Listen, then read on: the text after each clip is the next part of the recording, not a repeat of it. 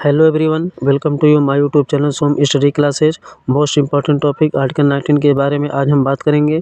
जैसा कि यूपीपीसीएस यानी उत्तर प्रदेश लोक सेवा आयोग के द्वारा आर्टिकल 19 के तहत हर वर्ष प्रश्न पूछे जाते हैं। तो अपने इम्पोर्टेंट टॉपिक पर बात करने से पहले हम आप सभी दोस्तों से गुजारिश करेंगे कि चैनल को सब्सक्राइब करें, लाइक करें और अधिक से अधिक मात्रा में दोस्तों के पास शेयर करें। यूपीपीएसएस की तैयारी करने वाले या आरओ की तैयारी करने वाले अभ्यर्थियों को पता होना चाहिए कि आर्टिकल 19 के तहत हर वर्ष प्रश्न पूछे जाते हैं। बहुत ही इम्पोर्टेंट टॉपिक है, आयोग का बहुत ही इम्पोर्टेंट टॉपिक है। हर वर्ष आयोग के द्वारा आर्टिकल 19 से संबंधित प्रश्न पूछे जाते हैं। तो यूपीपीएसएस की तैयारी करने वाले, आरओ की तैयारी करने वाले अभ्यर्थियों का बेस क्लियर होना चाहिए, बेसिक कंसेप्ट क्लियर होना चाहिए, क्योंकि अगर हमारा बेस कमज़ोर रहेगा तो हम कंपटीशन, जैसा कि कंपटीशन का दौर चल रहा है, हम काफ़ी बच्चों से पीछे चले जाएंगे। तो हम अपने टॉपिक पर आते हैं, जो कि हमारा आज का टॉपिक है आर्टिकल 19। तो आर्टिकल 19 के बारे में हम बात करेंगे कि आर्टिकल 19 के तहत क्या क्या प्रावधान दिए गए हैं। आर्टिकल 19 में भारतीय नागरिकों को संविधान के द्वारा 6 प्रकार की स्वतंत्रताएं प्रदान की गई हैं। बहुत ही महत्वपूर्ण टॉपिक है, बहुत ही महत्वपूर्ण आर्टिकल है।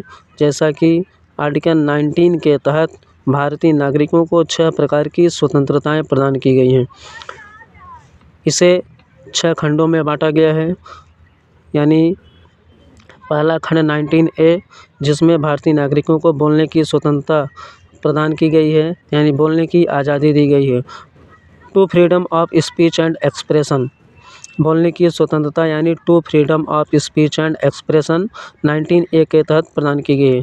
19B में शांतिपूर्वक बिना हथियार के एकत्रित होने और सभा करने की स्वतंत्रता प्रदान की गई है, यानी to assemble peaceably and without arms, शांतिपूर्वक बिना हथियार के एकत्रित होने और सभा करने की स्वतंत्रता प्रदान की गई है।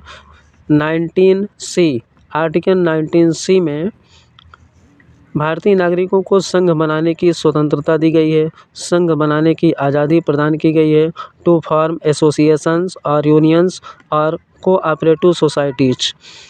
आर्टिकल 19D के तहत देश के किसी भी क्षेत्र में आवागमन करने की स्वतंत्रता दी गई है।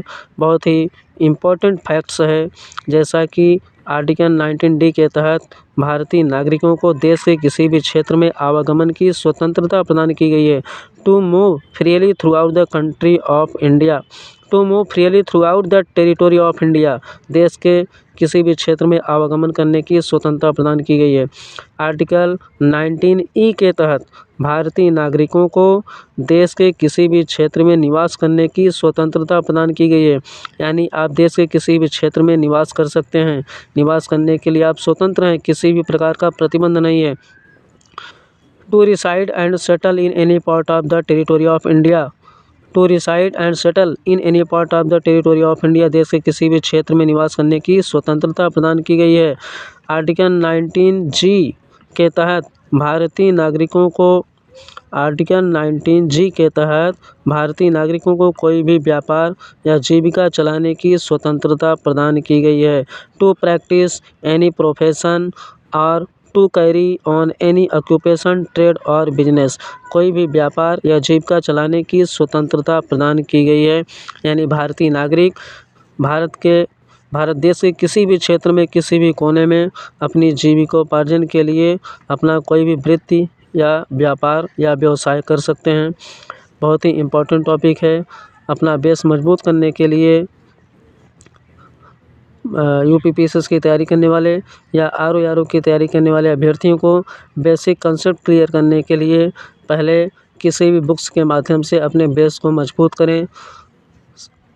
अपने बेस को मजबूत करने के लिए, यानी बेसिक कंसेप्ट को क्लियर करने के लिए ल्यूसेंट जीके, जो नीली कलर वाली बुक है, उससे अपने बेसिक कंसेप्ट को आप क्लियर कर सकते हैं। यूपीपीएसएस की तैयारी करने वाले, जैसा कि 2024 यूपीपीएसएस का एग्ज़ाम 17 मार्च को होगा, यानी 17 मार्च को यूपीपीएसएस 2024 की परीक्षा का आयोजन किया जाएगा। अभी आपके पास लगभग 55 डेज बचे हुए हैं, तो अपने समय का सदुपयोग करते हुए अपने तैयारी में ईमानदारी से लग जाएं। हम आप सभी दोस्तों से गुजारिश करेंगे कि चैनल को सब्सक्राइब करें, लाइक करें और अधिक से अधिक मात्रा में दोस्तों के पास शेयर करें। Very very thanks all of you.